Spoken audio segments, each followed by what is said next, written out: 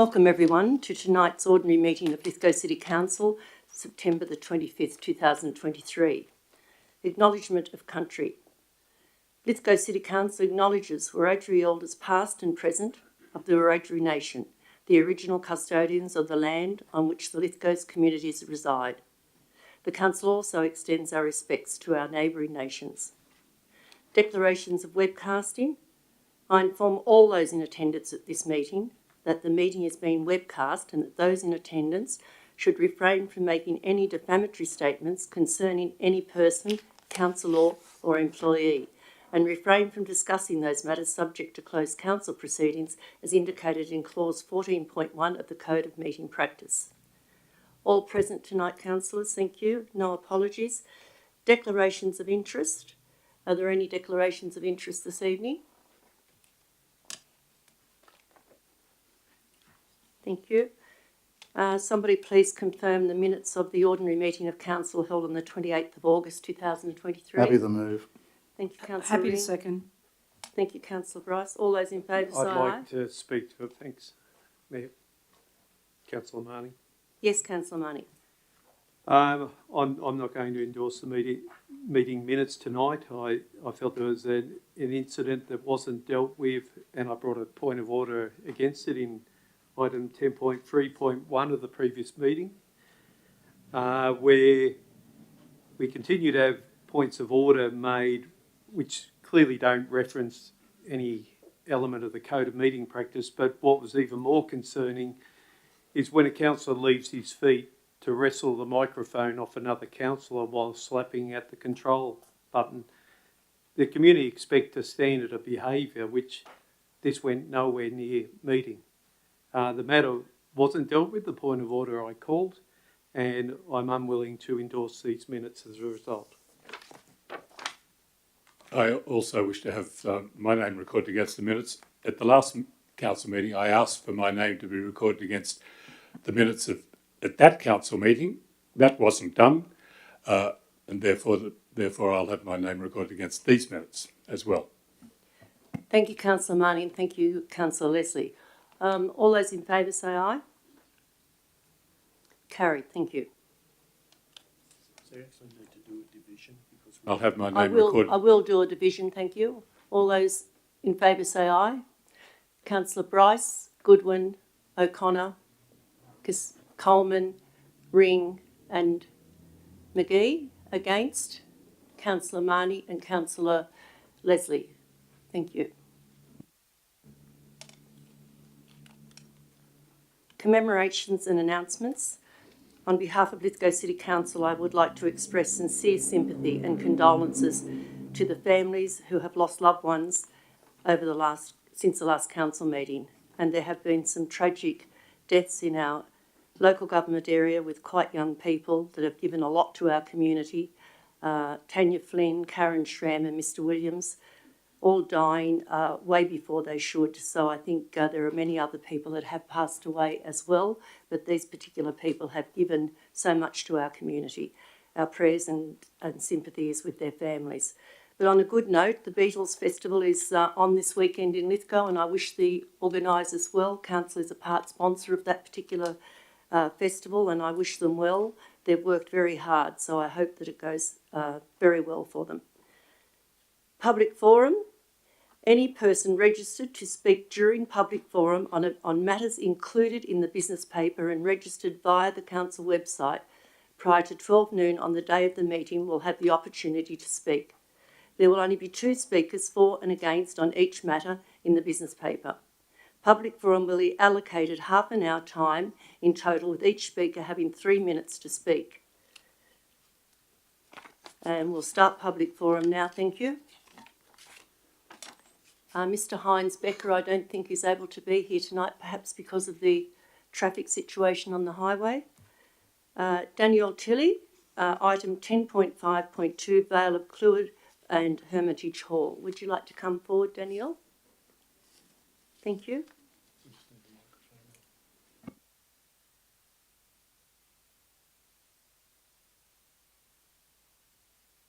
Just one moment, Danielle. We're just going to put the microphone on. Thank you.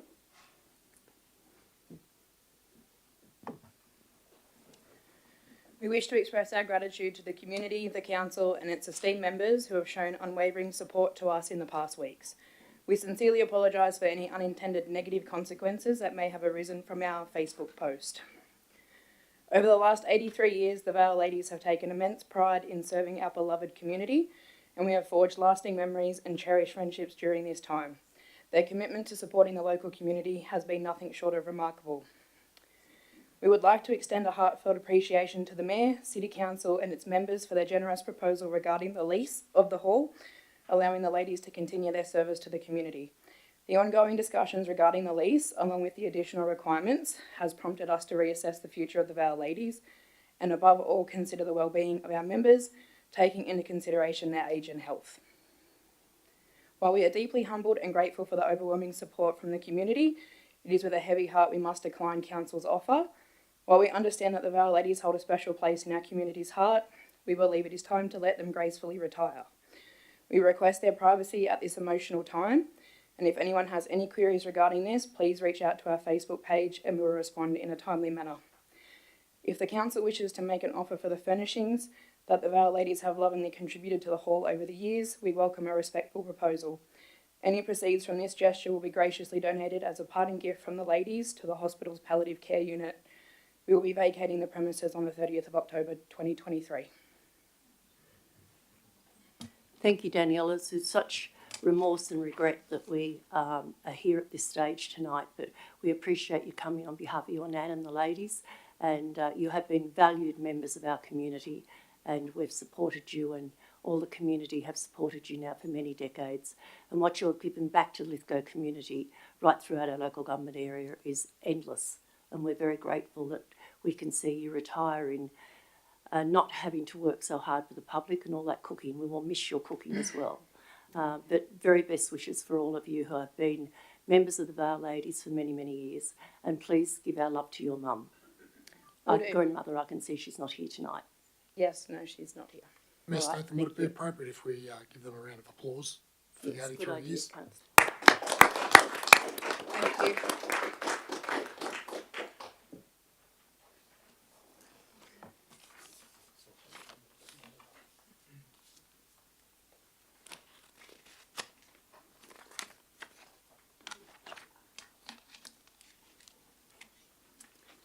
We have a notice of motion, 9.1 notice of motion.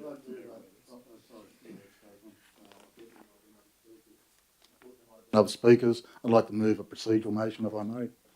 Yes, certainly, Councillor. I'd like items 10.1.1, 10.1.2, 10.1.3, which relate to the vote for the Mayor, Deputy Mayor and delegations, as well as 10.5.2, Vale of Clwydd Hall, brought forward and dealt with first. We'll just deal with it. I think we'll just deal with the... So you just need a second. Do you have a second, Councillor Ring? Thank you, Councillor Leslie. So the meeting will now go on to... You need to put it, the mover Yeah. needs the opportunity to speak to that. All those in favour say aye. No. Unanimous, thank you. So I'm going to do...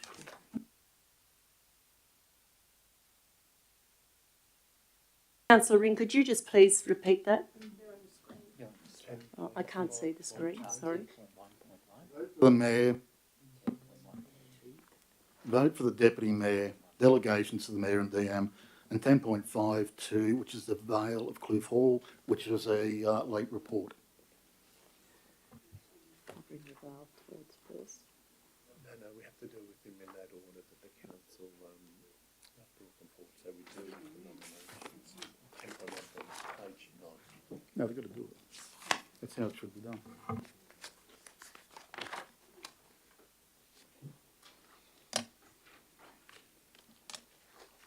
.1 General Manager's Reports, nomination for an election for the position of Mayor 2023 to 24. I'll vacate the chair, thank you. No, what we need to do first is to... Before I vacate the chair, could I have somebody move a motion, I'll please? I'll by move way that of it be by voting? open vote. Open vote. A seconder? Yeah. All those in favour say aye. Unanimous, thank you. We've got to choose our mayor for the mayor.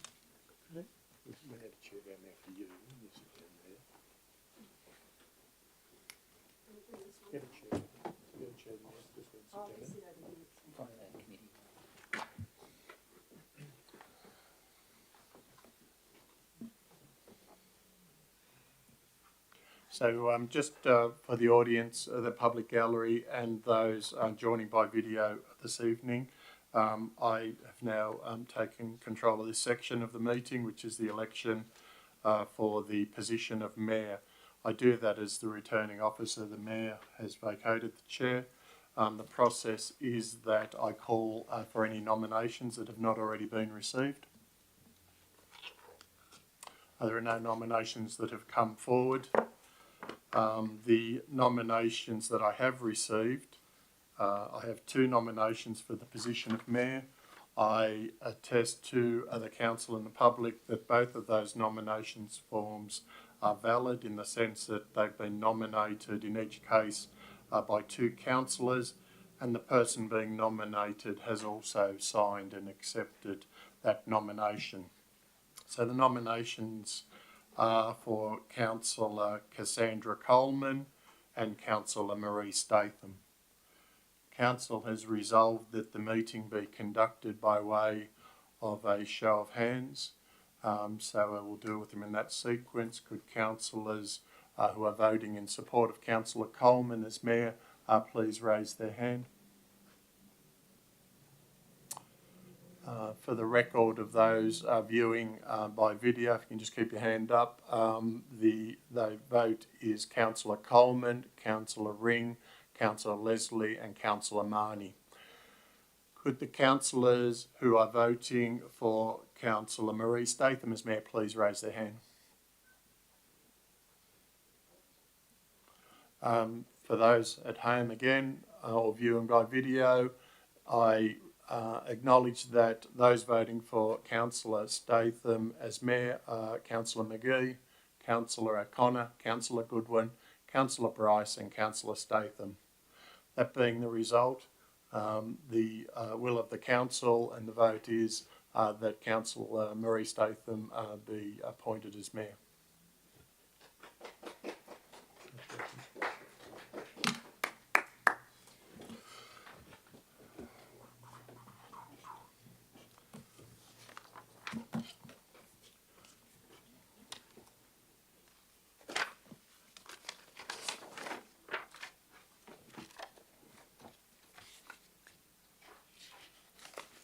'Thank you to the councillors that have got faith in me to continue my role as Mayor of Lithgow City Council.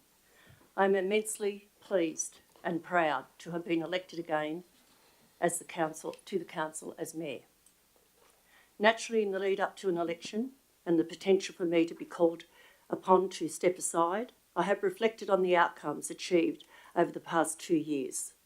It's not just me, it's the team, it's the councillors, it's the General Manager and his staff. The period was characterised by COVID and natural disasters, but alongside of dealing with these great challenges, I'm pleased for the bold and necessary leadership shown by this council. To some extent, people will be able to gather an appreciation of what this council has achieved by reading the report in tonight's business paper, overviewing key outcomes delivered over the past 6 months. Large cost savings, improved finances, wonderful community events, new water and sewer infrastructure, 19 million of disaster recovery works, new waste strategies and a move to food organic waste service, and of course assisting the Walgan Valley community by re-establishing their access to the valley, which is imperative for our council and the people of the valley. I believe these are defining times for our City Council because the job is certainly not yet done in readiness for this city and the council of the future. This will be my focus over the next year. Continuous improvement and quality customer service must be delivered. We must better maintain and renew our vast public infrastructure and continue our journey to being a financially secure council because that allows us to better meet the community's expectations, and we need a stronger and more diverse local community. I look forward to working with my fellow councillors to deliver these outcomes, and I thank them for the support that I've had this year, including the General Manager and the staff. Thank you. 10.1.2, page 10.1.2 nominations for and election for the position of Deputy Mayor for Lithgow City Council. move through these one at a time.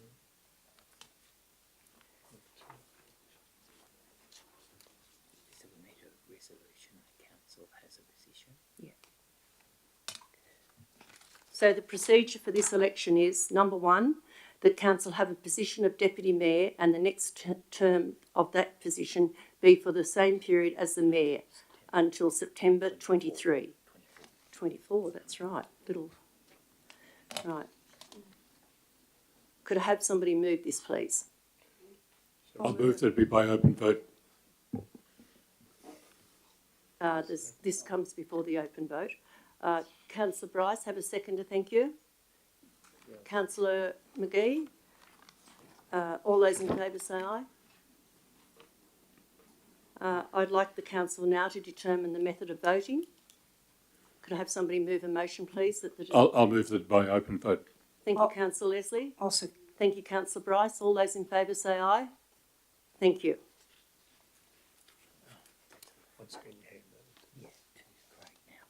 Pardon? I'll hand over to the General Manager now to do the election of Deputy Mayor for Lithgow City Council. Thank you. The same procedure will be followed. So for the moment, I'm acting as the returning officer for the election of the mayor. I ask if there are any nominations to be submitted. Right.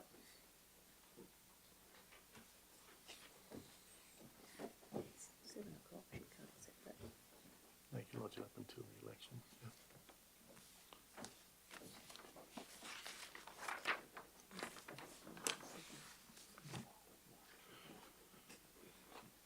So no other nominations? So I confirm that I have two nominations for the position of Deputy Mayor for the period from this evening through to September 2024 local government elections.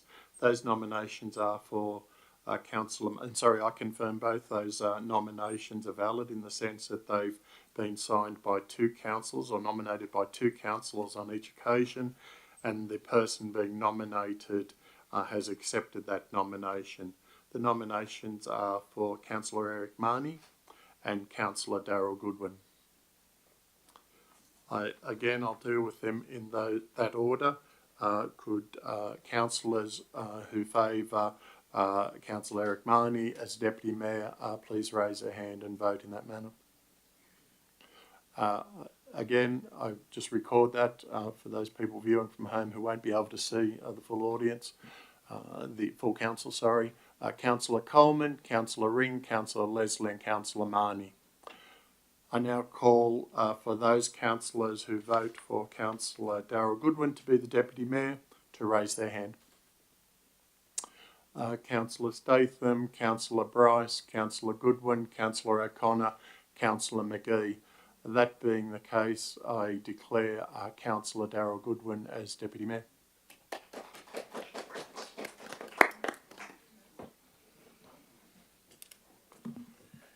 Darryl wants to say something.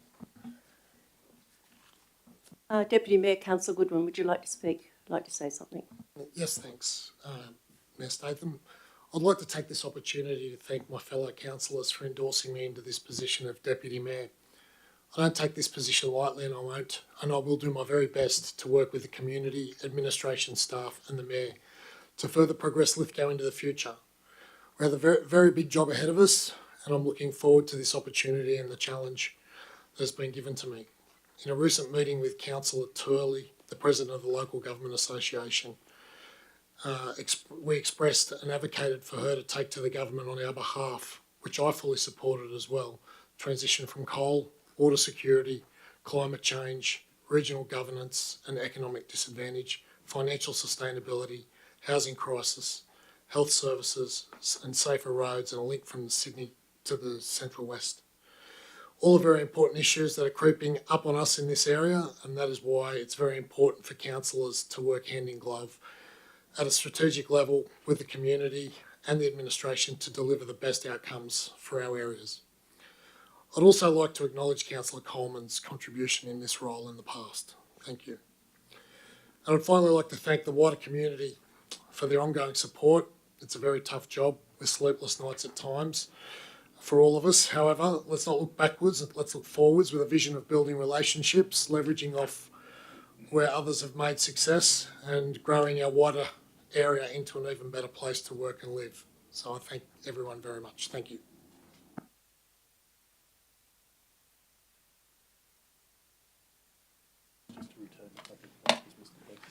Can I please ask the council's indulgence to, if I can get a motion on the floor, to ask Mr Heinz Becker to speak. He's obviously been caught up in the traffic, as one of the councillors were tonight.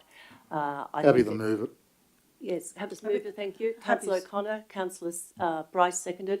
All those in favour say aye. Mr Becker, come forward. This is under extreme circumstances we do that, but what you have discovered today, both ways to get to Lithgow are closed. So please speak. Thank you.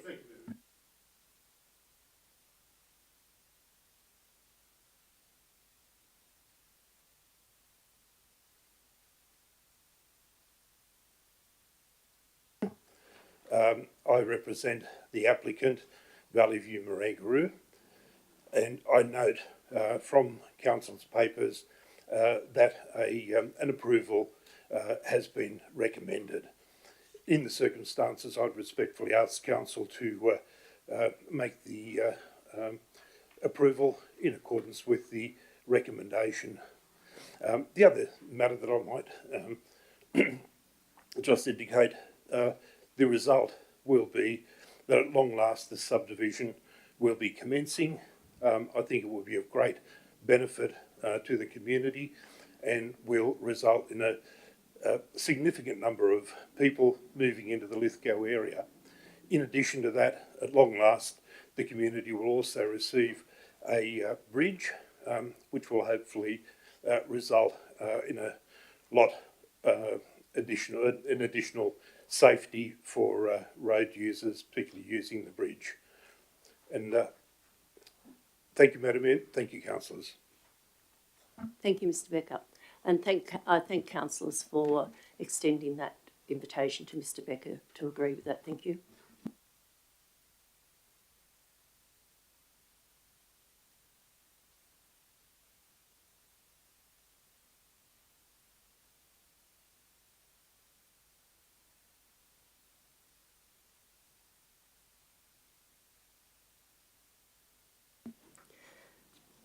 Yes, could you have somebody now, 10.1.3, delegations to the Mayor and the Deputy Mayor. Could I have somebody move a motion? I'll move that. Councillor Bryce, have a seconder, thank you. Councillor McGee. Councillor Bryce. Nothing to add to what's already there. Thank you. Thank you. Councillor McGee. Yeah, just one little thing. Otherwise, in point 3, temporary manager, the general manager, the otherwise just seems a bit broad. Is that a normal use? Like, if it just seems very broad, on leave or otherwise. So, like, does it mean that the general manager can will appoint a speak to that. temporary general manager either during the absence of the general manager, on leave or otherwise? So, does that mean, like, give the mayor the power to appoint a general manager for any reason in particular, or like, is it seems very broad? That's all. I think it's just that.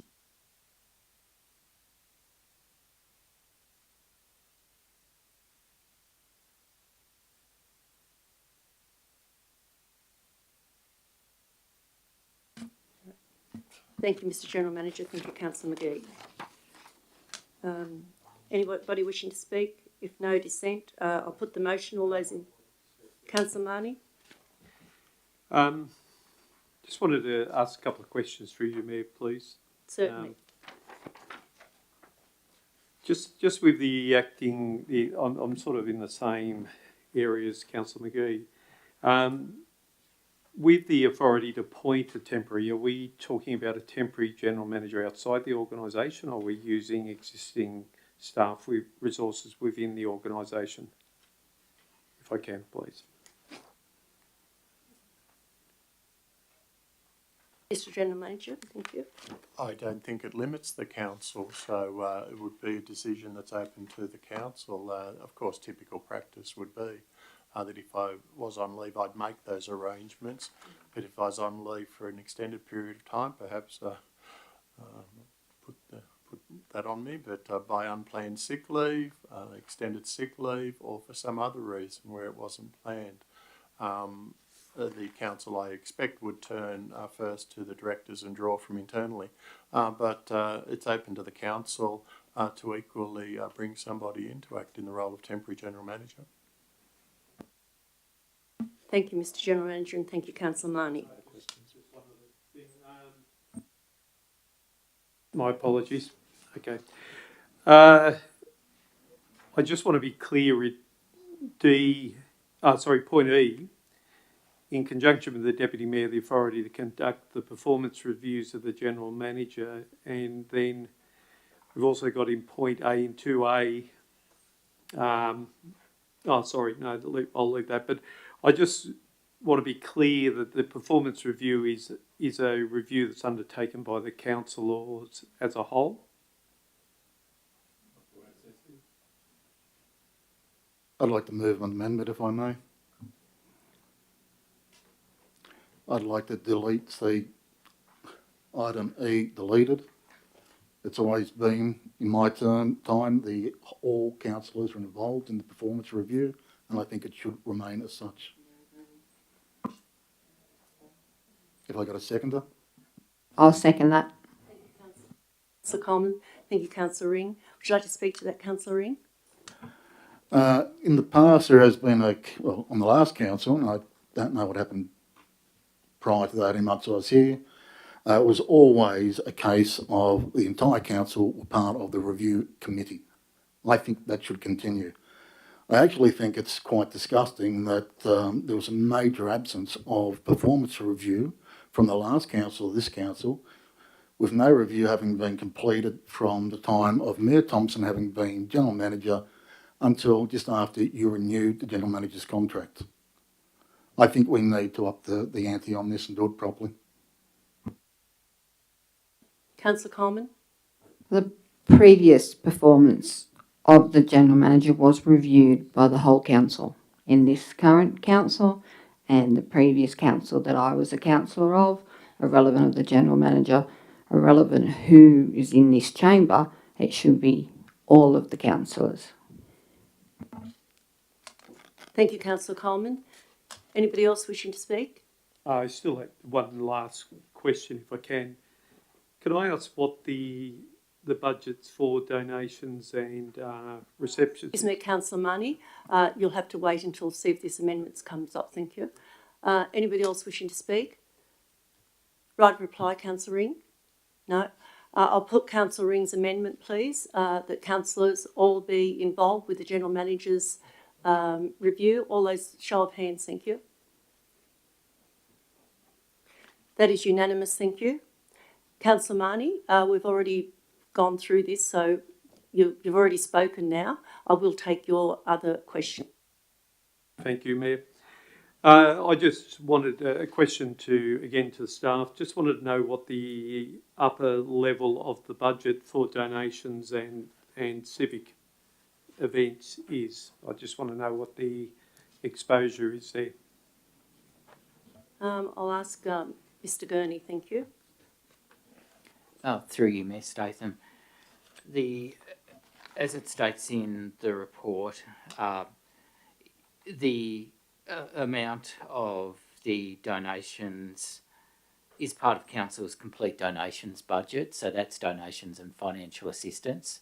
So that has a budget of over $100,000 in total. So that includes the financial assistance grants to the community, although there is some allowance for a small amount of minor donations in that.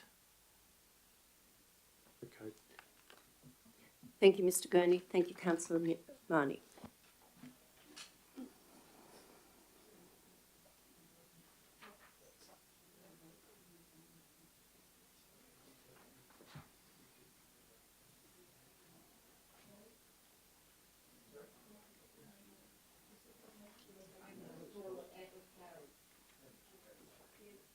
The amendment was carried unanimously, so I'll put the motion. All those in favour, the amendment becomes the motion. All those in favour say aye. Thank you. Unanimous. Thank you. And then we're moving to 10.5.2. We've already What covered. page is that on? It's the late report on Vale of Clwydd. It's this one. I'd like to move the item 10.52, Vale of Clwydd Hall, Mayor Stephen by May, with a number of amendments. They're not amendments, it's the original motion. This is the original motion, If you're putting it, so he's putting it, it's an extra item. whatever council Ring is moving is the original motion. So you're moving the original motion with some amendments? I'm moving to amend the original motion. There is no motion. Oh, sorry, there is no motion. I'm moving to amend the recommendation. Apologies. So you're moving the original motion. Your motion is My motion, yes, my motion will be the original motion. Which is Councillor Ring? Delete items 1, 2, 3, 4. Delete reference to Vale of Clwydd Hall in point 6. And add an additional point that the administration negotiates a fair price for the purchase of all fixtures and furnishings owned by the Vale ladies. The funds for said purchases to be paid to a charity nominated by the Vale ladies. Well, Can we just second it? their funds would be going to, I believe, the hospital, to the palliative care unit. So all councillors know that. So do I have a seconder for Councillor Ring's amendment? Thank you. Councillor Marnie, would you like to speak to that? I haven't spoken yet. Yes, Stephen. Yes, Mr Gurney is going to speak to this. Thank you. Through you, Mayor Statham, in light of the public forum statement that the Vale ladies will be handing the hall back to council, I respectfully suggest that a further point be included, simply to ensure continuity of bookings, that the hall hire fees should be set at the same fees as Hermitage Hall, which is the consistent small hall hire fees for council. I have no problem with that, Mr Gurney. Thank you, Mr Gurney. Thank you, Councillor Ring. I met with the Vale ladies last Tuesday to discuss what was going on. I invited Councillor Leslie, Councillor Coleman to attend. Like a lot of people that came out of left field, I was hoping that my original motion was, in the event the Vale ladies were going to decline, I still had hope that they might have decided to hang on, but I respect their decision. Now, the Vale ladies have spent a lot of their money that they've raised in furnishing the Vale Hall. Tables, chairs, fridges. There's one air conditioning that was fitted in there by the Vale ladies and other fixtures. I believe it is appropriate that council negotiates a fair price for that, because at the end of the day, council is going to have to replace it anyway. If there's materials there that can be used, I think it's very appropriate and respectful to negotiate a fair price, and for that payment to go to the Vale ladies nominated charity, as I did state earlier, palliative care at Lithgow Hospital. I think that's a good outcome for the community. I think it's a good outcome for council, and I think it shows the ladies a certain degree of respect that they deserve. Thank you, Councillor Ring. Councillor Marnie? I won't add a lot to what Councillor Ring has said other than to support his statement.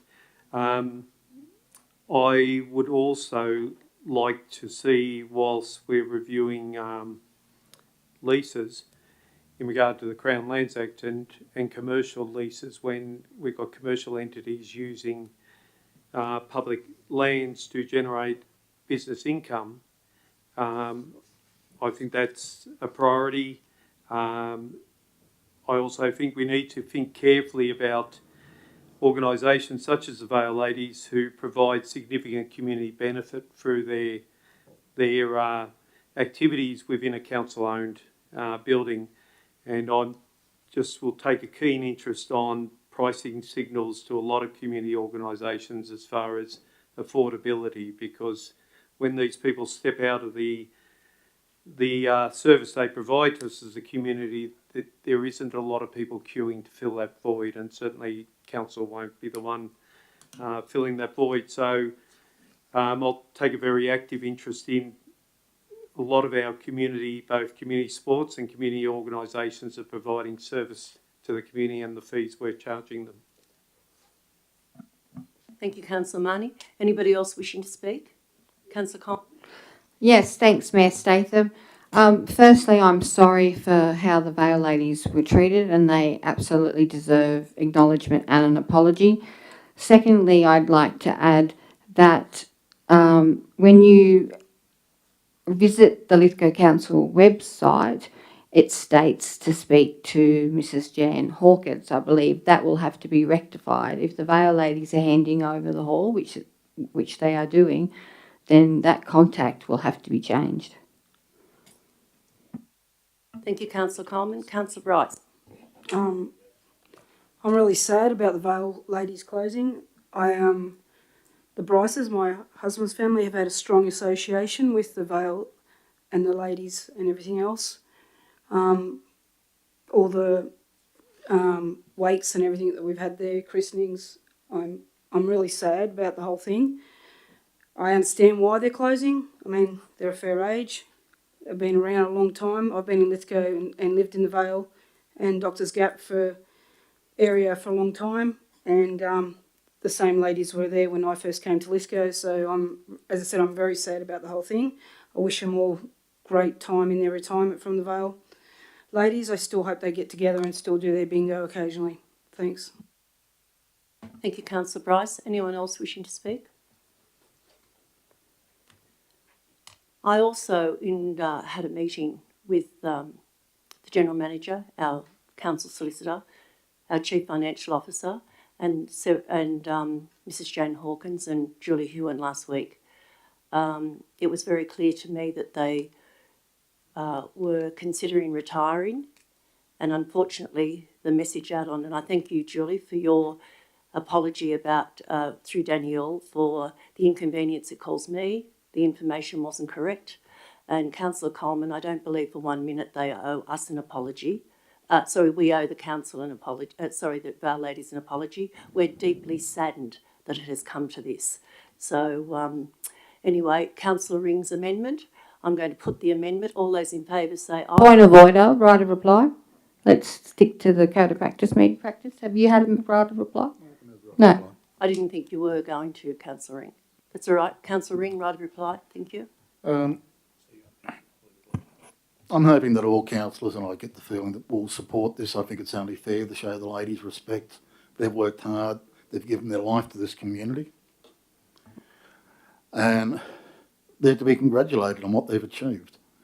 And there'll be people that will benefit from the palliative care unit at Lithgow Hospital for years to come. I'd just like to say thank you to the ladies. Thank you, Councillor Ring, and on behalf of all the councillors, thank you very much for what you have done. Without further ado, I'll put the motion, thank you, the amendment. All those in favour say aye.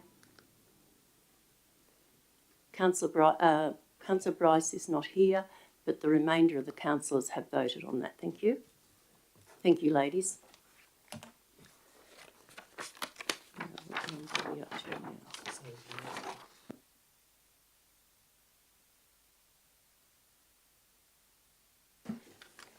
Page. Sorry. So we're going back now to the beginning of the 9.1 business paper with notices of motion. 9.1 notice of motion, Councillor Stephen Leslie, modification to the order of business on Council's agenda. Could I have somebody move this, please? Yeah, thank you, Mayor. I'd like to move it if... Sorry, Councillor Leslie, yes. Seconder, thank you. Happy to second. Thank you, Councillor Coleman.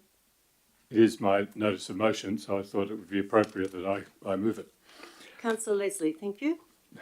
Right, I'd like to move the recommendation as printed on page 6 with the one additional word that the word should appear at the beginning of the sentence point 2. That was in the original electronic copy that I sent through to Mrs. Newton, but it apparently was must have been handwritten out at a later time. But Mrs. Newton wasn't in council last week. which is why the matter wasn't accurate. But That's fine. It's good now. I didn't supply a commentary as I thought the notice of motion was self-explanatory, and I had always intended to speak to the motion here in the chamber. Should any councillor have trouble understanding this notice of motion, then please tell me what is difficult to understand, and I will explain in my right of reply. I am, however, surprised that the General Manager is, quote, unable to provide advice as to the legality or practicality of the proposal. The agenda item, requests for reports and memorandums, appeared on the business paper of Penrith City Council from 2010 and was still on the business paper when the General Manager left their employ. That had to be at least 100 meetings. It wasn't often used at Penrith City Council, but it was used. Well, let me help reconcile the proposal with Lithgow Council's adopted Code of Meeting Practice. There are mandatory provisions in the Code of Meeting Practice that every council must adopt, and indeed we did early last year. But voluntary provisions can also be adopted, and this is simply one such provision. The recommendation is to enable councillors to better represent the community. At the August meeting, I asked, when will the Gap Road be opened? Check the video of the last council meeting, and at 8 minutes 30 seconds, you will hear and see the General Manager twice promised to supply that information by way of memorandum tomorrow. That was 4 weeks ago. Did any councillor get a memorandum? No. At the same meeting, when Councillor Goodwin stated that the council had already decided that only 2 councillors would go to the local government conference, I asked for a copy of the minute that decided that. Not supplied. However, today, there was a response to the question, is it possible to withdraw from the Central West Joint Organisation of Councils? I thank the General Manager for supplying that. And the very fact that we received a response demonstrates the value to councillors of codifying this procedure. This was also demonstrated by Mr. Gurney, who has provided a memorandum about the potential asbestos issues at the tennis courts at Lithgow. I move this notice of motion because councillors should not have to rely on luck as to whether any questions raised in council will be answered. As with Penrith City Council, I don't expect it will be used very often, but clearly it is a safety net we need in this council. Points 2 and 3 of the recommendation, with its checks and balances, ensure that the provision will be used responsibly.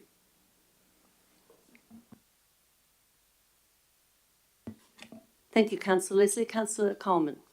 Thank you.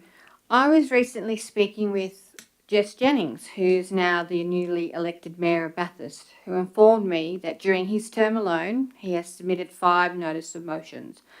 My fellow councillor friend in Orange, Jeff Witt, has also submitted several notice of motions there in Orange.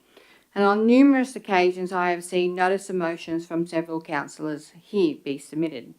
However, I believe that this could alleviate the need for some of the notice of motions that are being submitted, and it could actually help councillors advocate better and get their questions answered quicker.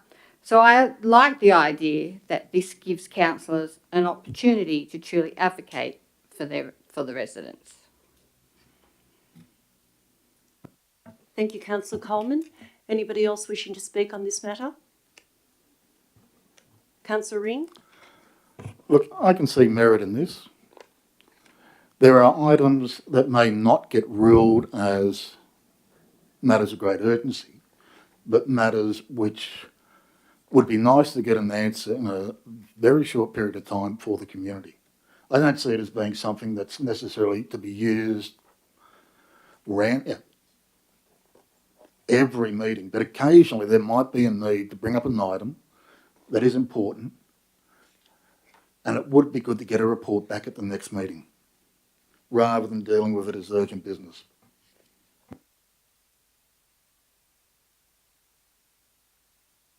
Thank you, Councillor Ring. Any other speakers? Councillor Martin? Just that I concur with some of the points made by all three councillors. I think there's an opportunity to streamline some of our process. I'm very cognisant of generating work for people who are delivering outcomes for the city. And sometimes the use of a memorandum may in fact shortcut a notice of motion and a more detailed report required. So I think if it's used judiciously, it can have some benefit. It may, as some of the councillors have spoke to, alleviate some of the numbers of notices of motion that come that then need a more detailed response. So I'd like to think it would give us another option as councillors and to be able to communicate with the administration.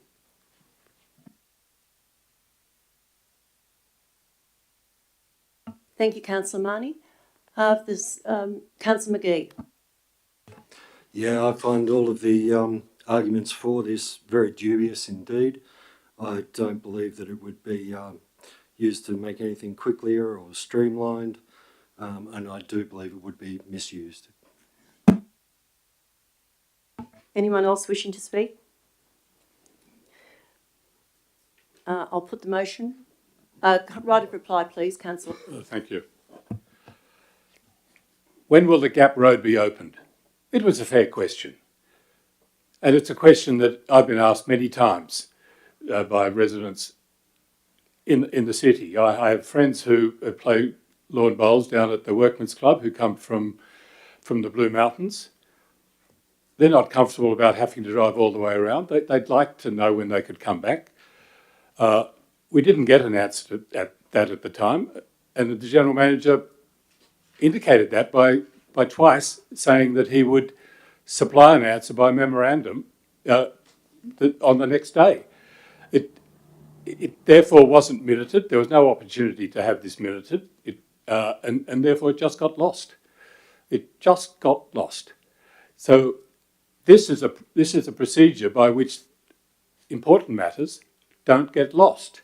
They become a part of the minutes, and the minutes, I would hope and expect, are reviewed by the administration in the day or two after a council meeting, and then as a result of that, the question asked or comes forward and is answered. That's the purpose of the motion. Thank you, Councillor Leslie. I'll put that to the vote. Thank you. All those in favour say aye. Lost. Thank you.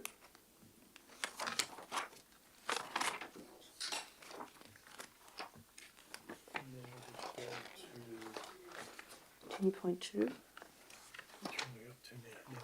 10.2, I think. Mr. Trapp just wants to explain something with this report. Mr. Trapp. Yes. Now. Yes. Mr. Trapp would like to explain something in the report, please, for 10.2.1. Through you, Mayor, I'd just like to make one clarification in the report for the council on page 23 and 24. Under council assessment item 1, there is one typo in there. The minimum allotment size reads as 4,000 square metres, where it should read 2,000 square metres is the minimum lot size under the LEP 2014. It's mentioned once in the first paragraph under council assessment in the table there on page 23, and then again in the last paragraph on page 24 of the report. And notwithstanding, the officers still support. Yes, notwithstanding though, the officers have still support the approval and the recommendation as it stands. Thank you, Mr. Trapp.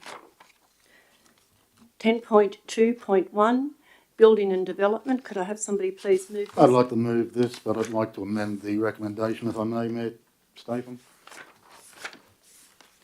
Sorry, could you please repeat that, Councillor? I wish to move the item, but I wish to change the recommendation. I have a new recommendation I'd like to put forward. As a motion, sorry. What is that, Councillor Ring? I'd like to delete item point 1 and replace it with refer item 10.2.1.1 to the next information session to provide a detailed briefing on both the modification and original development application. If I get a seconder, then I will explain why. Happy to second. You're going to second that, Councillor Marnie? Thank you. Would you like to speak to that? Thank you. I take my role, fiduciary role as a councillor, quite seriously, and I have some concerns with this proposal. In the summary of council assessment, it refers to legal advice from 2020 indicating that engineering drawings, geotechnical report and survey would be sufficient to constitute physical commencement of the development had commenced under the meaning of section 4.534 of the EPA. Now, this is obviously sought because original approval was determined on the 2nd of March 2015. If no works are taken within 5 years, then the DA is deemed to have lapsed. However, there is legal advice that certain planning documents can be used to justify the life of a development application. However, in the same report, and this could be just a poorly written report or the wrong version coming forward, it talks about, and it states, consequently, it was advised to the applicant that should council be asked to act in certification role for a construction certificate for the bridge, it would not decline on the basis that it was of the view that the consent had lapsed. Now, that confuses me. So if council does not act in the certification role, then is the DA deemed to have lapsed? I'd also like clarification on the engineering drawings, geotechnical report and survey. Are they post the original approval for the subdivision or were these part of the original DA application? I think this is a very important point. If they're part of the original DA application, they can't be seen as constituting work post the approval of the DA.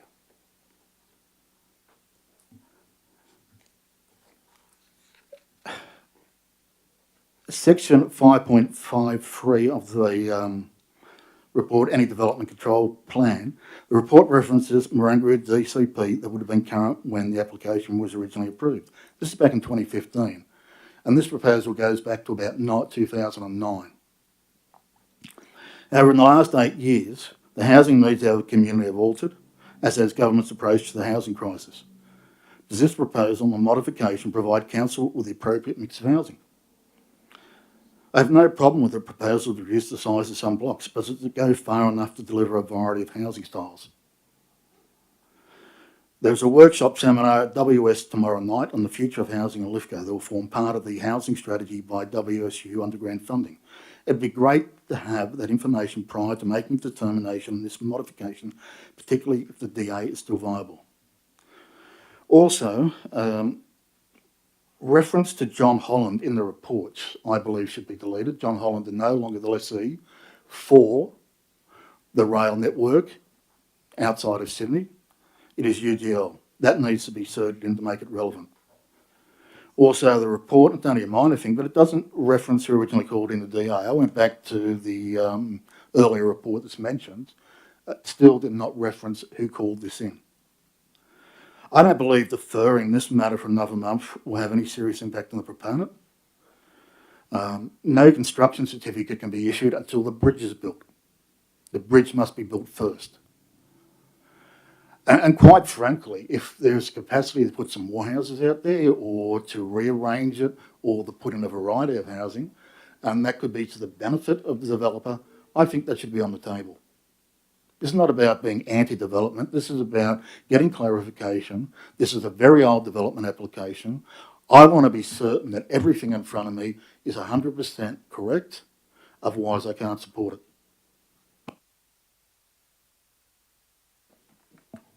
Councillors, you've heard Councillor Ring with a completely different motion. That's the original motion. That is, yes. So seconded that was Councillor Marnie. Would you like to speak to that, Councillor Marnie? Independently, I've pulled the same paragraph out that Councillor Ring, and I thank Councillor Ring for his very considered commentary on this. If I look at the paragraph at the top of the first line, one of the things that I may get stuck on these things, but it states that it was concluded that the combination of the geotechnical investigation, survey work and engineering design drawings which directly relied on technical investigation and survey works would likely comply.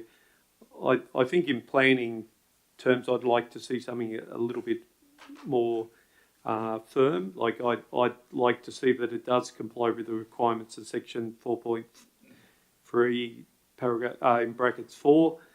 I'm also a little bit confused about the sentence, and I won't labour over this because Councillor Ring has addressed this, but just in regards to consequently, it was advised to the applicant that council should be asked to act in a certification role for a construction certificate for the bridge. It would not decline on the basis that it was a view that the consent had lapsed.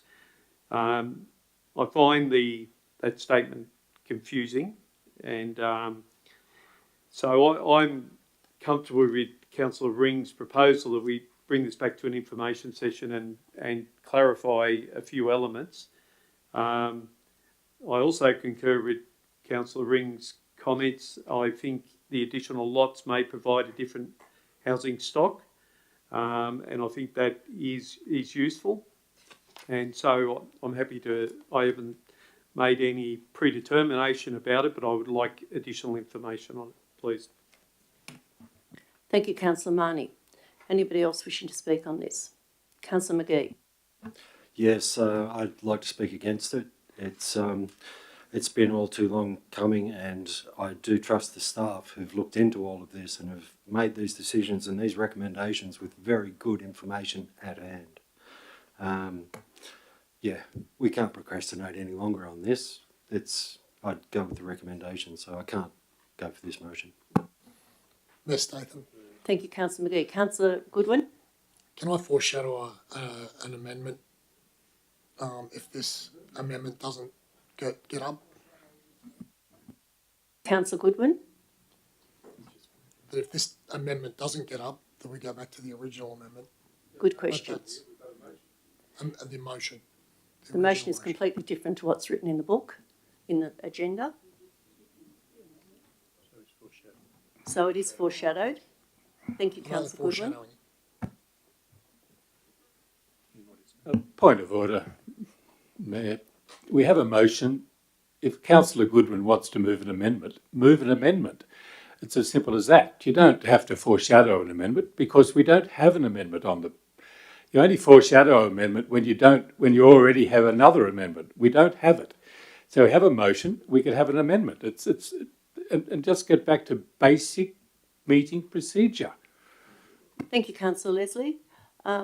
Councillor Goodwin, would you like to speak to that? Thank you. Yeah, it was, Mr. Only that if Councillor Ring's amendment didn't get up, that we were to go back to the original motion didn't get up, we were to go back to the original motion. Yeah, do it that way. All those in favour of Councillor Ring's amendment? Councillor Ring, would you like a right of reply? Yes, I would. I hadn't put a... I'd like to speak to it if I may. The motion. Excuse me, Councillor Leslie. Councillor Ring is speaking. He has right of reply. Thank you. But I'd like to speak to the motion. I've just put that Councillor Ring's right of reply is... You're denying that I have a right to speak to this motion. Councillor Leslie, what did you have to say? I wish to speak to the motion and support Councillor Ring's motion. I'm concerned about the lot sizes we have in the map at the bottom of page 22.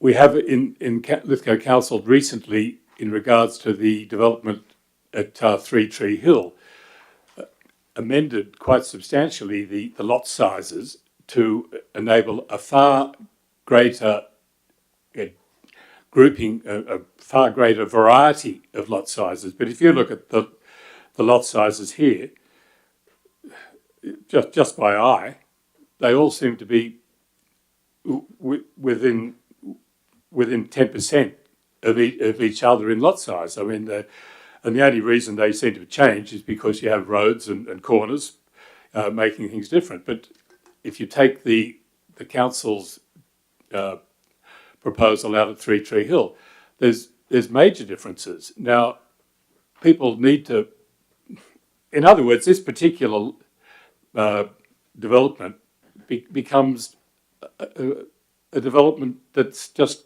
a whole series of clones will live in. I mean, there's no variety, and this is, I think, now is against the whole concept of modern housing, and should, as I will be going, and apparently other councillors were going to the seminar tomorrow at the university, that will be exactly what they'll be saying, an opportunity, to talk about different housing lots.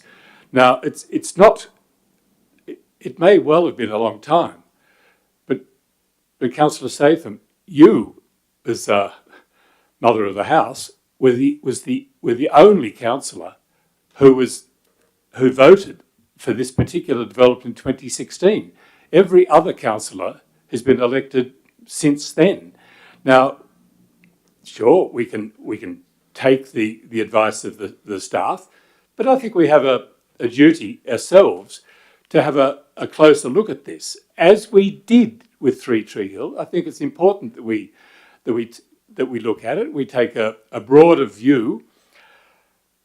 1 month in something that's been on the books since 2009, or, if you like, since February 2016, is not going to break the bank, is not going to cause the end of civilization.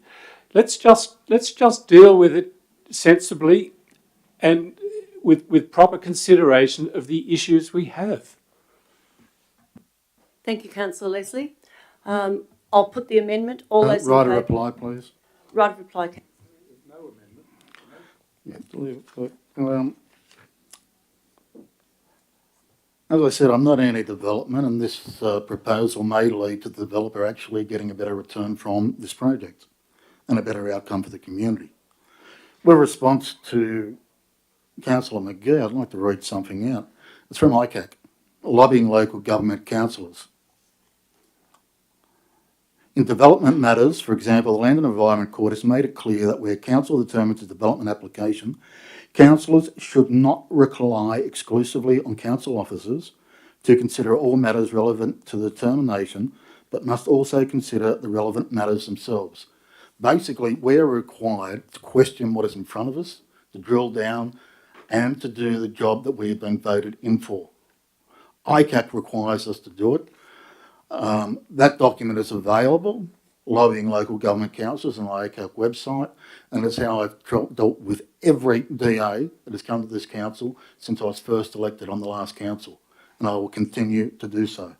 I think it's imperative that councillors understand their governance role, and whenever there's something there that implies something improper, and that is what, saying consequently it was advised that if council acts on the construction certificate, we'll deem it not elapsed. That sends out alarm bells. And if any councillor in this room does not believe that sends out alarm bells, well, I'm sorry. I can't help that. Thank you, Councillor Ring. I'll put the motion. All those in favour of the motion? Councillor Coleman, Councillor Ring, Councillor Leslie, Councillor Marnie. Against? Councillor Bryce, Councillor Goodwin, Councillor O'Connor, Councillor McGee, Councillor Statham. Just for the record, Ms. Statham, was that a division that you've just called? No, I'll do a division now, thank you. All those in favour? Councillor Coleman, Councillor Ring, Councillor Leslie, Councillor Marnie. Against? Councillor Bryce, Councillor Goodwin, Councillor O'Connor, Councillor McGee, Councillor Statham. Thank you. I'll now put the original motion, thank you. Point of order. No one's moved it. Oh. I'll move it. Point of order. There was a motion put and voted down. The matter's been dealt with. That's correct. That's right. That's it. We move on to the next item. Thank you. Foreshadow a motion. You can foreshadow an amendment. Then I would like to move that we re-put that original motion. However we have to do that, I would like to move that. No, you cannot do that. Point of order. The motion was put, the motion was lost. Councillor Leslie tried to explain the process. Can we keep our voices down, please? Point of order. Well, normally you complain that I'm too quiet. Yeah, it's either too quiet or too loud, please. Yeah, I know it's a problem.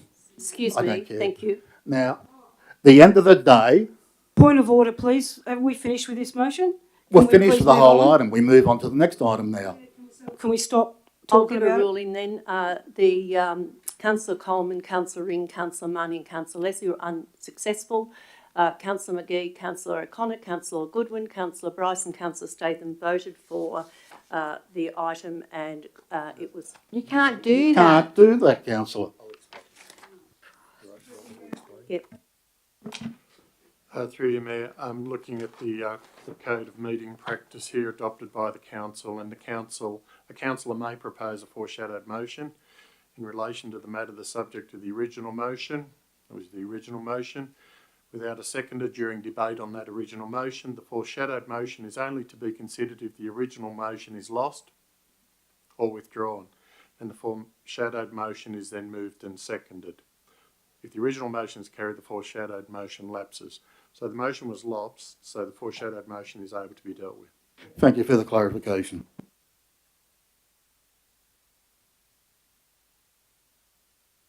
I'll second it. You might like to apologise too, Councillor Ring, thank you. For what? I've got a seconder, so Councillor Goodwin, thank you. Yeah, Councillor Goodwin's moved the motion. Yeah, Mayor Statham. Listen, I've spoken to a lot of people out at Marangaroo, and the main thing that was coming through to me every time I speak with them was in relation to the bridge. I can see that it's clearly the bridge is going to be built first. I'm happy with the original motion, and that's where I stand. Thank you, Councillor Goodwin. Councillor Bryce. I'm the same as Councillor Goodwin. The major concern there was the second bridge to be built first. The size of the lots out there are inconsistent with the original development out there to keep it consistent. So I'm happy with the whole motion. Thank you. Thank you, Councillor Bryce. Councillor O'Connor. Yes, I'm happy to see the motion go through. All I wanted to know from modification item 6, when you read it down, it don't tell you the compaction that's required for the roadworks. I assume it's going to be 100%, but it's not on here, that's all. At least I haven't seen it. Thanks. Could you just repeat that, please, Councillor O'Connor, just the last sentence? It's about road compaction. Yes. There is no, it could be 80%, 90%, it don't say here. I assume it should be 100% compaction. On item 6, page 37, 27. Through you, Mayor, we don't have the right people in the room this evening to be able to deal with that, but we can certainly take that on notice and consult with our engineering section tomorrow and ensure that the condition fully reflects our compaction standards. Thank you. Any other speakers? Thank you. Yes, I'd like to speak. Councillor Leslie. I'd just like to sort of raise the issues that I raised before about the lot sizes, and I'm sorry, I can't recall the name of the gentleman who spoke earlier, but I would hope that he would understand that I'm not speaking against this motion because I don't want this particular development to go ahead. The reason I'm speaking against the motion is I don't want our development to go ahead, but I'm speaking against it because I think the current development as presented to us is outdated with its concept and no longer meets the needs of a council area that is actually looking for a mix of housing so that we get a mix of people here. An example is that I doubt that any people who are wanting to be in the healthcare industry would be able to, to buy or afford one of these properties. Now, they may well be able if they were different sizes. And I don't know what the economics of this is, but I would think that some of these properties, as happened out at 3 Tree Hill, could be combined together and a smaller lots, therefore selling cheaper, but you're selling more. You're allowing different people to come, and I would hope that because clearly the motion is going to be carried, but I would hope that the developer actually takes this into account and generally considers the issues here. And indeed, come to the housing meeting tomorrow at 5:30 to 7 o'clock. I'm sure that the university would be happy to let him come in, and just hear the issues that are being raised about how modern housing has changed since, well, let's face it, since 2009, and try and just and think about the issues that some of us here have raised. Thank you, Councillor Leslie. Councillor Ring? I won't be supporting. I do support in principle the proposal as long as the bridge is built. However, not having been provided with sufficient information to be able to say, yes, this development is still live, I can't support it. Thank you, Councillor Ring. Okay. The last sentence. As I can't have not sufficient information to determine whether or not the development application 2015 is valid. Thank you, Councillor Ring. Anyone else wishing to speak? Councillor McGee? Yes, I'd just like to say that I would imagine that the developer is going into this with his eyes wide open and is fully aware of what the market is dictating. And to that end, we are leading by example. Like if we make a success out of 3 Tree Hill, that will show that this is the way forward and that the smaller lot sizes are a great idea. However, I think that as it stands in that area, then that is the way to go. But that's up for the developer to decide, not us. Thank you, Councillor McGee. Anybody else wishing to speak? Councillor Marnie? Look, I concur with some of the start of comments that Councillor Leslie made. If we go from 2009 and look at our employment base, we had significantly greater, higher value employment. Increasingly, we've got a health care and aged care workforce. We do need to look at housing needs as well as supply. I think there's opportunities for developers to be part of that pathway forward.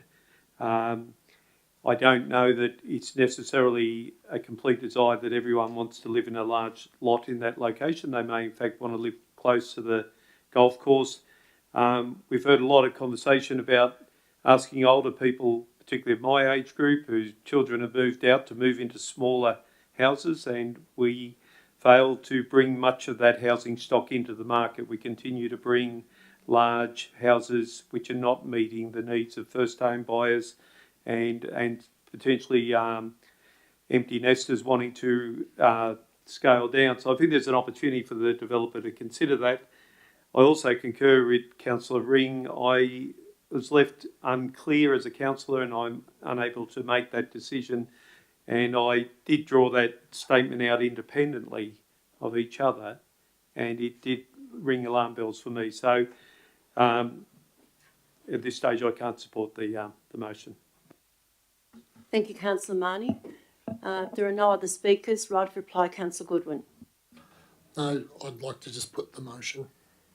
Thank you, Councillor Goodwin. I'll put the motion. All those in favour say aye. Councillor McGee, Councillor O'Connor, Councillor Goodwin, Councillor Bryce, Councillor Statham. Against?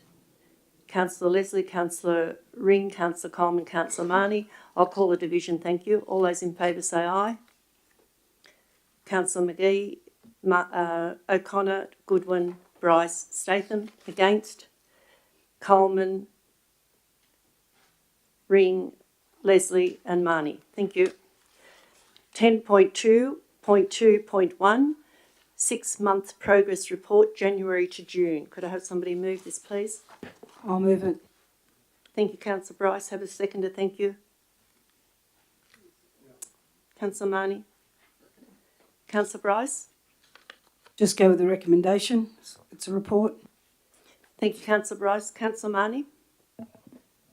Just again, these progress reports can work to keep the faith with our community about significant bodies of work that are going on out there in the landscape, and I find them particularly useful, and I'm sure, I know it doesn't, these business papers don't get widely read, but again, there's some opportunities to celebrate some very good achievements. So, Thank you, Councillor Marnie. Anybody else wishing to speak? Councillor Coleman. Yes, thanks, Mayor Statham. I note in the report that 72% of actions scheduled for 2022 and 2023 year have been complete, and I'm assuming that's the list there, and I've read through that.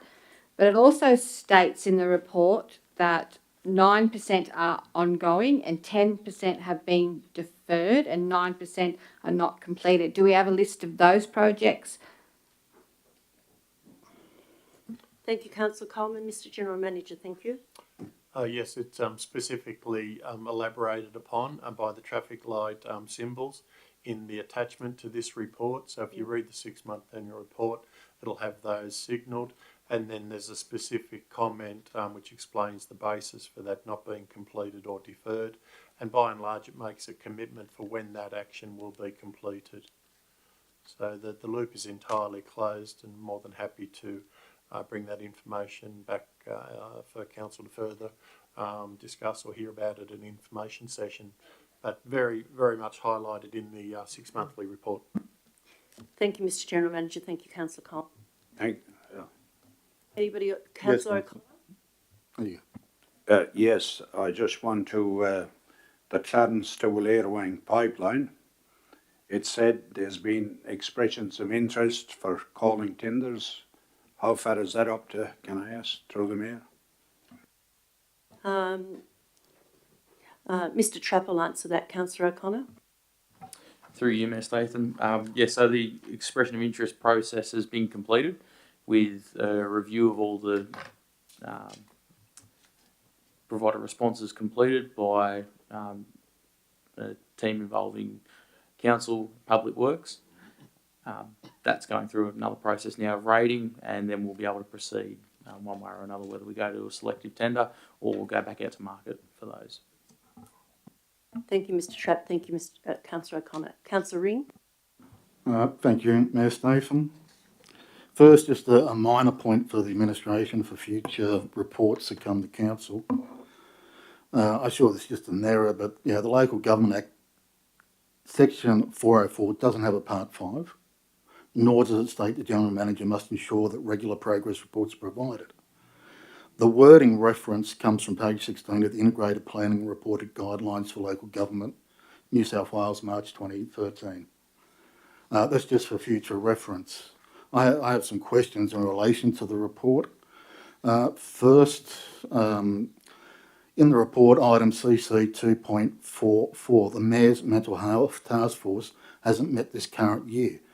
The task force will be reviewed during the first half of 23-24, and that concerns me. I'm curious as to why there's been no work, given the mental health struggles that our community and the broader community have suffered during COVID lockdowns. So if I could have a response on that, please, Mayor Statham. Absolutely, you can. There hasn't been any, and there hasn't been any for quite a long time. I haven't chosen that way, but that's just the way it's gone. I haven't been at any stage informed that I should have a mental task force. There was that, of course, a few years ago when we were going through all the fires and horrific things that were happening. At this moment in time, even through the disasters, people are very busy, and I think to have a mental task force, I don't know that it was all that successful from what I'm hearing anyway. People have got lots of places now where they can... Thank you, Mayor Statham. The Mayor... Mr General Manager will address that. Thanks, Councillor Ring. Councillor Ring's correct. The task force hasn't met because of a range of reasons, and I think that fits into the category of matters that we should be open and canvass with this council what its position is. It's a carryover from a previous council, and it's not operated in the time that I've been here. And the report actually encourages or offers that we'll engage with the council to find out what their appetite is by comparison to the numerous other committees and the community development exercise that we have on foot. Thank you, Mr. Butler. I appreciate that. But just for clarification, the Mayor's Mental Health Task Force was established at the commencement of the last term of council to deal with the high level of suicide within our community. I think it's important, and I look forward to those discussions moving forward in whatever form it takes. There are also a number of other items. Councillor Ring, I may not have mentioned anything here and had a meeting here, but I've gone to Canberra and I've also gone to Parliament in Sydney, and the General Manager will verify this. I spoke about suicide rates in our area. Is that correct, Mr. General Manager? I spoke to the Minister that is in charge of both of those at federal and state level. It was minuted. I'm now on a task force for mayors from the last meeting in Sydney. So I do have, and it's a healthcare type mental health. We cover all that sort of thing. So I've had some online meetings with that. Thank you for the clarification, but it's not really relevant to our task force. But thank you. I'm glad you're looking at that. There were other items that state a lack of resources, particularly staff. Items CC 1.31, CC 2.122, CC 2.123, SE 3.411 and SE 4.21. Now, I understand why a number of road projects were not started or completed. With respect to the items listed, the Council approves both staffing structure and relevant budget for the General Manager. I'd actually like to move an amendment and add an additional point to the motion, that the administration bring back a report to Council on the implementation of the current staffing strategy, identify vacant positions and what strategies are in place to fill critical vacancies. If I could get a... I'm happy to second that. Thank you, Councillor Coleman. Councillor Ring. Now, I appreciate the Council is, from what I've been told, about 20% understaffed. We have directors who are overloaded. I'd like to know what we are doing as a council administration to rectify those problems. What strategies are in place? If we can't get the appropriate staff, what are the alternatives? I think getting a report on that is very critical for this council.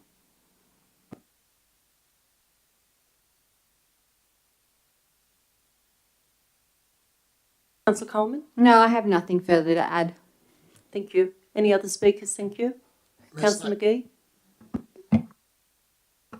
Yes, I'm under no illusions as to how hard the council staff are working to replace and existing vacancies, and just they're leaving no stone unturned, to the best of my knowledge. It's come up quite often, so I can't support the motion. Councillor McGee. Councillor Goodwin. Yeah, Mr. I'm pretty sure we had an information session at the start of the year talking about critical staff, where the General Manager went through his entire staffing upper management strategy, and I was happy with the way that it was progressing. I don't think Councillor Ring was on at that stage, but maybe that could be forwarded to Councillor Ring, but I can't support that. Thank you, Councillor Goodwin. Councillor Marnie. I'm not sure I'm as across as other councillors are. There seems to be some councillors who have a more complete understanding of the recruitment strategies around these positions. Certainly I haven't been briefed on it. I've raised consistently with every review of the structure what I see as risks with coverage of staff in functions. If we are now finding that it's impacting on delivering the operational plan, I am quite comfortable with what Councillor Ring has put forward, that the council I'm happy for it to be briefed in an information session. I'm conscious that it's probably the hard-pressed staff will end up having to write the report back to us. So I'm happy to receive it, an understanding of where those shortfalls, and I do note at times when we talk about productivity improvements and efficiencies, we include salary savings in that group, which does concern me. It tells me one of two things. The staff in their former roles were not as important as they should be, as they've sat there vacant for some time, or there's, what we're actually doing with that large amount of money. So I'd certainly like to continue to have some input into reviewing the structure. I understand, and I'm not interested in delving into the day-to-day operations of the organisation, but if it does impact on the operations and delivery plans, and if it does also impact on our ability to retain high-quality staff, that's a concern for me. So I'm quite happy to support Councillor Ring's proposal. Thank you, Councillor Marnie. Any other speakers this evening? Right of reply, Councillor Bryce. No? Sorry, Councillor Ring, beg your pardon. There may have been an information session, but councillors don't make decisions in information sessions. Council decisions are made transparently in open council. This is asking for a report, very simple, strategic report, and it is our job to oversight the strategies and develop strategies for this council. We cannot do the job. You've got staff already overworked. Now, I think it's important not just for councillors to understand what the issues are, but I also think it's important for the community. Lithgow Council is not the only council struggling to get staff. I'm also aware that Bathurst Council is running at 30% less staff. But this is impacting on the delivery of works on the ground, and we need a solution. And I'd like to see what that solution is. I think it's very important. It is critical. And yes, the staff are working hard. There's no argument about that. I think they're overloaded. I think the directors are overloaded. And I think we need to see what the resolution moving forward is, how to better streamline the processes. I think it's not a big ask. Thank you, Councillor Ring. I'll put the motion. All those in favour say aye.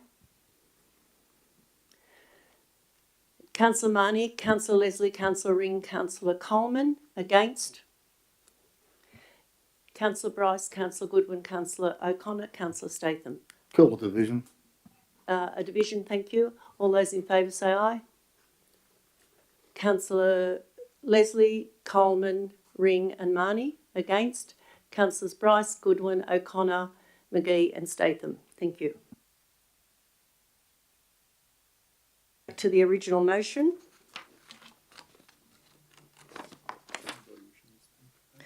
Anyone wishing to speak to that? No? If there's no dissent? Pardon? Anybody wishing to speak? No? If there's no dissent, I'll put the motion. All those in favour say aye. Yes. Who had the right of reply? Councillor Bryce. Yeah. All right. All those in favour say aye. Against?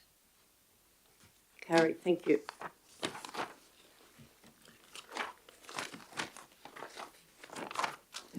(10.3) Infrastructure Service Reports, replacement of grader. Have somebody move this, thank you. Happy to move. Oh, I have no idea who was the first one in there. Councillor O'Connor. But I'll second it. Councillor Ring. Councillor O'Connor. Yep, I'm happy to see that we're getting a new grader. I would have been happier if it was a cat, 140, but I'm happy with his recommendation. Thank you, Councillor O'Connor. Councillor Ring. I appreciate the additional reports being sent out to councils, which provided additional information on the tenders. So I feel I'm in a position to actually support it. I do have a question though. On the preferred grader, Komatsu GD, talks about only need to check if a belly can be fitted for engine component protection. what sort of costs and what risk is there in not having that?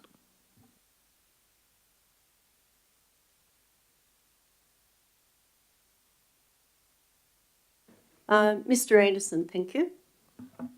Through you, Madam Mayor, I don't have that information, so we'd have to take that on notice and get back to you. Thank you. Thank you, Councillor Ring. Thank you, Mr Anderson. Any other speakers? Right of reply, Councillor O'Connor. No, thank you. I'll put the motion. All those in favour say aye. Councillor Leslie, are you voting? No. Yeah, carried. Thank you.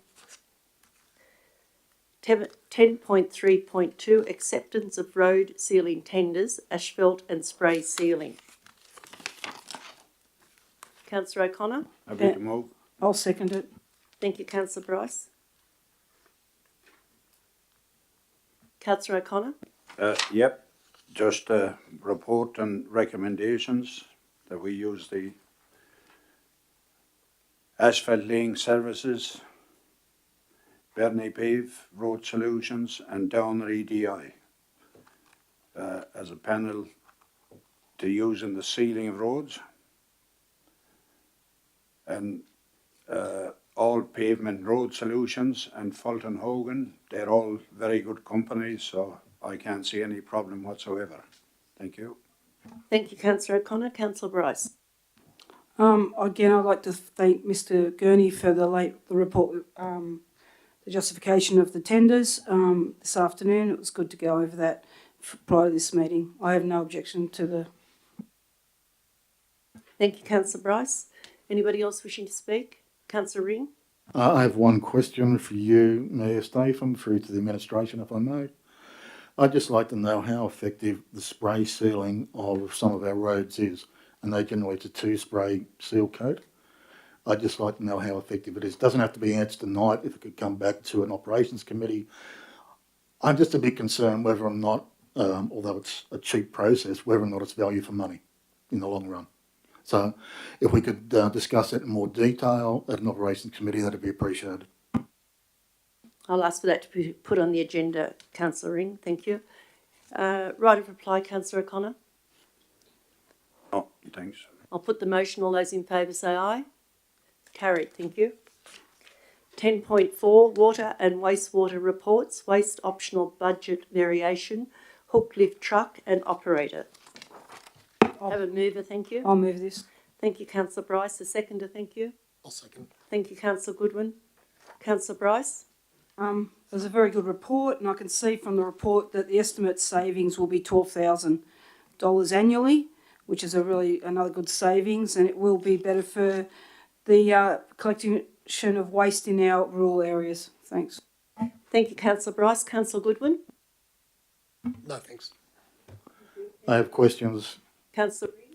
On the last council, I couldn't find the reports because some of the links on the website will not download previous reports, and we don't have them on our iPad, which I find strange. But on the last council, when the decision was made to take control over the the tip waste facility, business cases, my memory is that we determined to lease all the plant equipment to operate it, that was the most cost effective. And if that's the case, I don't understand why we're actually purchasing this piece of equipment as opposed to leasing. I have no problem with the staff position, just with is it viable to actually purchase it as opposed to leasing. $12,000 a year is not a lot of savings. Thank you, Councillor Ring. Anybody else wishing to speak? Is it possible to get an answer? Pardon? The questions I've asked, could I potentially get an answer through the administration? Mr Trapp, thank you. Through you, Mayor. I believe the original business case when the landfill operations was transferred to council was to operate the actual landfill and tip face. This current service is provided to us by Jar Richards, and they operate their own lift truck, for which we pay for that via domestic waste charges or the charges through our fees. taking this service in-house provides us that saving, as well as obviously the FTE as per the report. But yes, it wasn't initially included as part of the landfilling process. It's a separate process of collection and bring to the landfill. Thank you, Mr. Trapp. Thank you, Councillor Ring. Councillor Coleman? Yes, thanks, Mayor Statham. Look, I support the recommendation. I'm a big believer in taking services in-house. I think that this is a great outcome for the council and for the community. We will own our own piece of equipment. We will have a full-time equivalent staff member. I fully support this recommendation. Thank you, Councillor Coleman. Councillor Martin? Just briefly, I also support the recommendations. I'm really pleased with the continuous improvement that's going on in this sector, and I'm seeing another step in that process. So thank you for the report. Thank you, Councillor Marnie. Councillor Bryce. Oh, sorry. Honor? Yes, I go with the recommendation. I think it's a great idea to have everything in-house, and I'd be happier if we had all the machines up in the tip or dump bought instead of paying out hire from eventually. Thank you, Councillor O'Connor. Right of reply, Councillor Bryce. I'll put the motion. All those in favour say aye. Carried, thank you. 10.5, Finance and Assets Report. 10.51, Investment Report, August 2023. Have somebody move this Happy report? to move. Happy to second. Thank you, Councillor Bryce. Councillor Ring. Councillor Ring? Look, it's a good report. If I could, a question for you, Mayor, to the administration. Is it possible with future reports on this that the restricted funds are identified and the amounts identified? Because anyone looking at this and reading says, oh, you've got $44 million in the bank, you've got 44 million. It's nice to be able to answer the people that X amount is restricted to, ABC.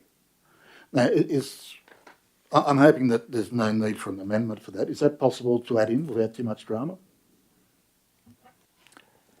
Through you, Madam Mayor.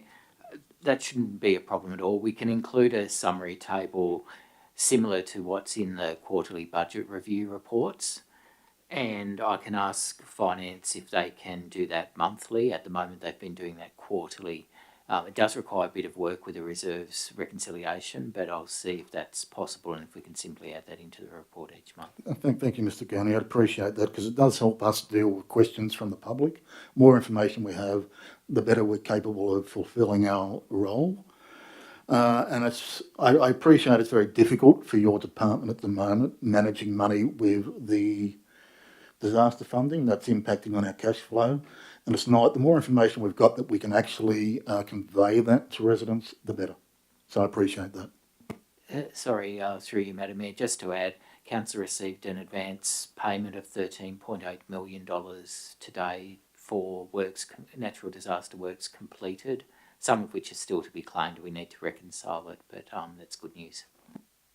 Thank you, that is good news. Thank you, Councillor Ring and Mr. Gurney. Anyone else wishing to speak on this, please? Councillor Marnie. Look, as always, I appreciate these reports, so I, again, thank you. I probably would like to take an opportunity maybe to have a memorandum, but I might come back with a notice of motion at the next meeting. I'd like a look at a clear understanding as far as our general biosecurity duty under the Biosecurity Act in regard to what we spend about $250,000 a year as part of the Upper Macquarie County Council membership. I just want to get a better understanding of the value that we're receiving out of that and also our compliance, but I'll bring back a notice of motion to deal with that perhaps at the next meeting. Apologies, Councillor Bryce, you were seconding that. Would you like to speak? Thank you. No, I do. It's good news about the disaster funding coming in today that's been promised and been waiting for a while now. So that's, I'm just saying that is absolutely great news. Thank you, Councillor Bryce. Anyone else wishing to speak? Councillor Coleman. In regards to the disaster funding, my question is what will it be spent on firstly? Cox's River Road, I hope, which is constantly mentioned not only in this chamber but at a meeting I attended to in Hartley, and the General Manager was actually there. Mr General Manager. I will provide that advice by way of memorandum, but I think from recollection, and we've got $25 million worth of work to do over the next 2 years. But certainly Browns Gap and Glen Alice Road were up near the top. They were the main priorities at this point, but I will just get the engineers to confirm that and provide that information. Thank you, Mr GM and Councillor Coleman. Anyone else wishing to speak? Right of reply, Councillor Ring. No. I'll put the motion. All those in favour say aye. Carried, thank you. 10.6 Policies and Government. 11 Council Committee Reports, Operations Committee Meeting Minutes, the 7th of August 2023. Excuse me, Mayor. There's a late report, 10.5.3, appointment of independent ARIC. Yes, thank you.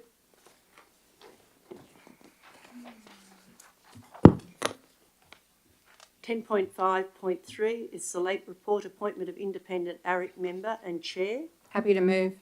Happy to second. Thank you, Councillor Coleman and Councillor Bryce. Would you like to speak to that, Councillor Coleman? Thanks, Mayor Statham. Yeah, I was at that meeting and I think that she'll be very good in this role. Thank you, Councillor Coleman. Councillor Bryce? Nothing to add. I have Any a other question. speakers? I have, sorry. Sorry, you go first. I have an amendment. I'd like to change the point 2 to read, appoint current independent member Ron Gillard as the ARIC chair with the appointment to be reviewed, and then the new wording, by the council elected in September 2024. It's just clarifying. It's a bit, in my view, it's a little vague as to which body would be doing this. Either us at the very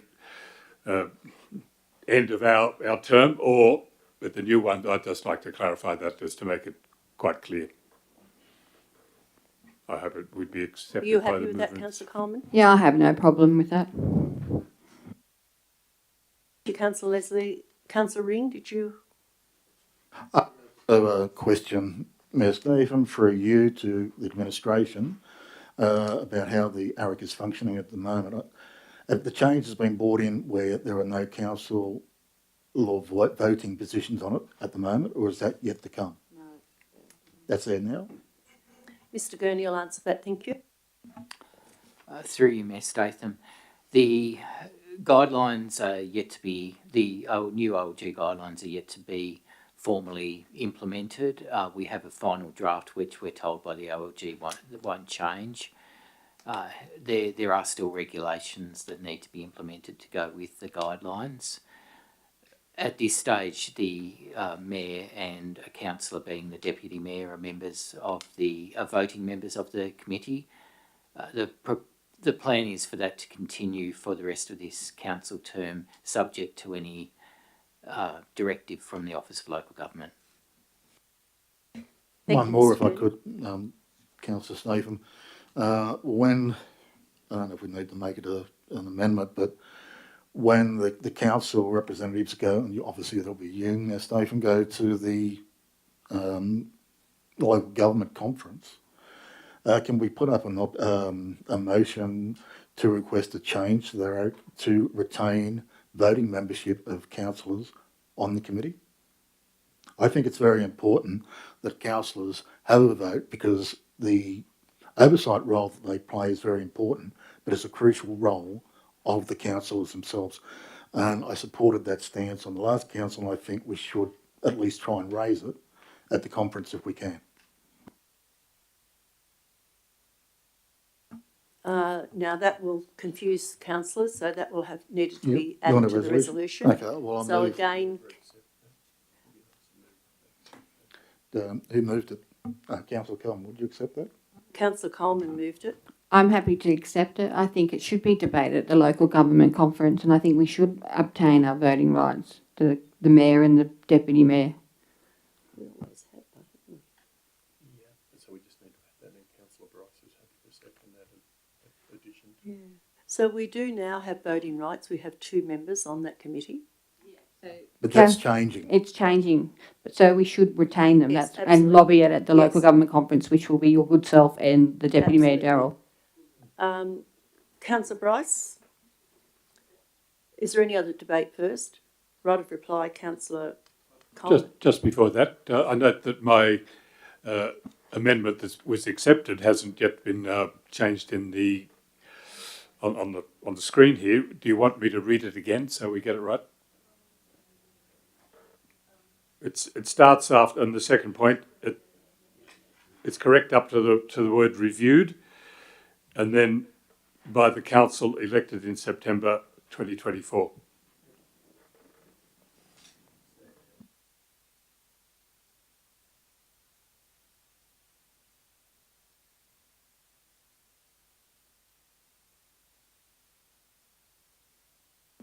So we're adding the third point, Councillor Coleman.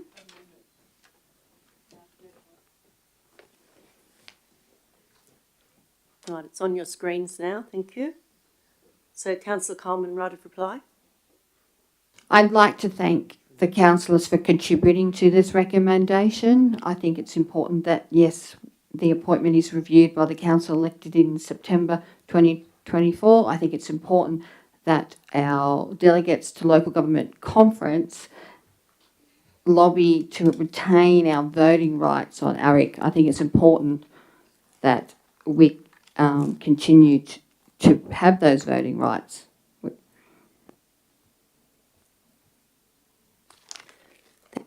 Councillor Coleman, I'll put the motion. All those in favour say aye. Carried, thank you.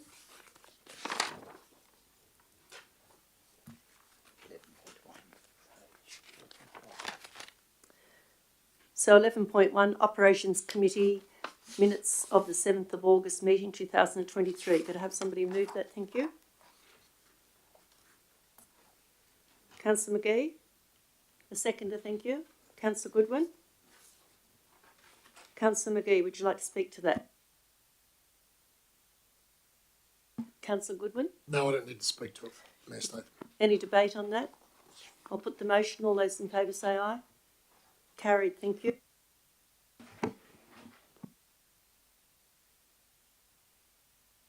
(11.2) Sports Advisory Committee meetings the 9th of August. Thank you, Councillor Bryce.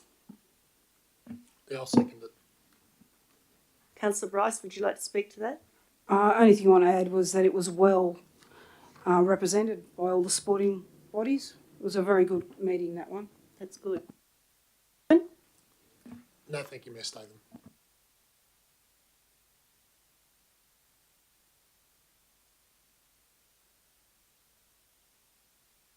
Environmental Advisory Committee minutes.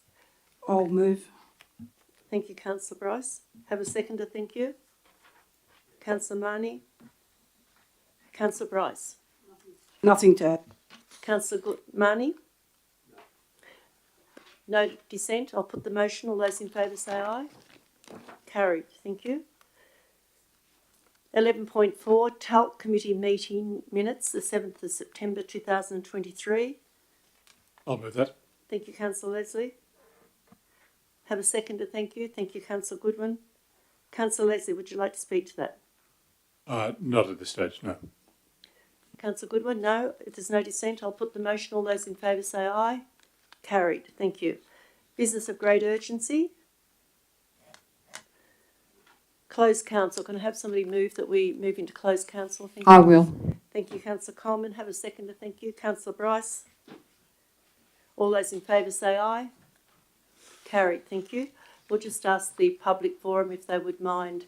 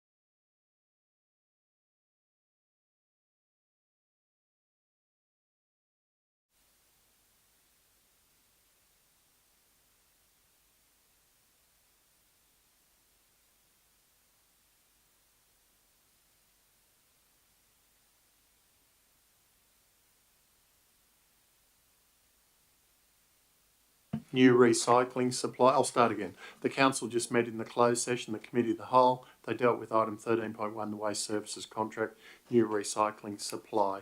The council resolved that council agreed to vary the waste services contract between JR and EG Richards Proprietary Limited and Lithgow Council to include a new recyclables supply agreement with Visy Recycling,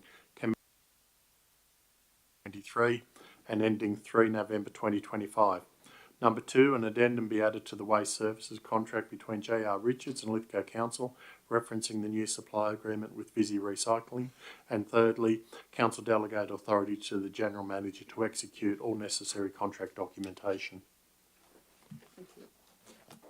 Thank you for attending tonight, councillors and the people in the public gallery. It's 9 a.m. The meeting has closed. Thank you. 9 p.m. that would be.